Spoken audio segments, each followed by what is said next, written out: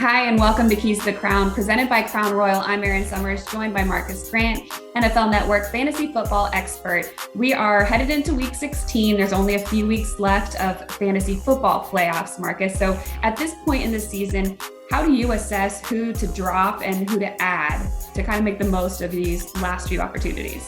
Well, the guys you want to add at this point are guys you feel like have a legitimate opportunity to get on the field and produce. Sometimes during the regular season, you may stash a player that you feel like has value down the road, just waiting for those opportunities. At this point, it's sort of all hands on deck. If you feel like a guy doesn't have an opportunity to play a lot or just doesn't have a real opportunity to produce, there's no point holding on to him because it's potentially one and done. You lose this week, your season is over. So if you're making moves off the waiver wire, if you're looking to just add pieces, you want it to be a player that you feel like has a legitimate shot to make it into your lineup this week. And looking at the waiver wire for this week, who are some of those players that you'd be wanting to add at this point?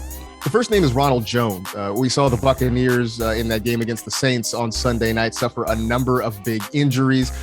One of them notably to Leonard Fournette, who has been outstanding for them all year long. Looks like Fournette's going to miss a week or two, which puts Ronald Jones back in the spotlight. Might not be the pass catcher that Fournette is, but is certainly a good running back with a lot of burst, and you expect he's going to get a whole lot of touches. Another name similarly in Detroit is Craig Reynolds. Now keep an eye on the status of DeAndre Swift and Jamal Williams. That's what allowed Reynolds to get a whole lot of opportunity this past week against the Arizona Cardinals. If either Swift or Williams is out again this week, look for Reynolds to get some more touches in that Detroit offense against the Falcons.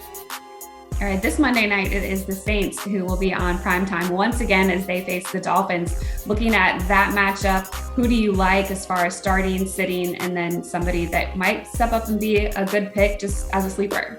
I like Jalen Waddle as a start just because we saw him really start to produce. He's missed some time with an injury and then was on the COVID list. Looks like he's going to be back this week for Miami, and he really has been the primary target for Tua Tagovailoa recently. So I certainly like him as a start. I would sit the Dolphins running backs. It was sort of a mess. Last week, Duke Johnson kind of came out of nowhere, ended up having a huge week, but Myles Gaskin was also just recovering from being on the COVID-19 reserve list. So if Gaskin is back and healthy, it could be more of a muddled situation there. On top of it, the Saints have just been so good against running backs all year long that I don't really want any part of that situation. And a sleeper could be Marquez Callaway. The Dolphins secondary has had its issues this year. Now, I know over the last few weeks, they look like they've been sort of tough, but they've also faced a handful of offenses that have struggled to throw the football. So we saw last week, Callaway got about a third of the targets from Taysom Hill in that game against Tampa Bay. I think he's going to get a whole lot of opportunity. And I liked him as a sleeper coming into the season. Didn't really pan out on a week-to-week basis, but time is a flat circle. We've come back around to where we started, and Callaway has some sleeper potential this week.